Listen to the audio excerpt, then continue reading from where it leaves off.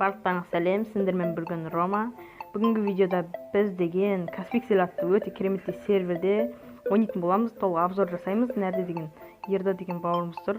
Бұл осы сервердің үш создателі бар. Соның біреуі, ең басты создателі ол Бағжан Құдайберген. Сол осы серверге короче айтқанда, осы серверде ойнаңыздар, өте қызық сервер. Мен осы серверді күнде ойнаймын, өте қызық, маған қатты ұнайтын сервер. Ал біз видеомызды көп созбай кеттік.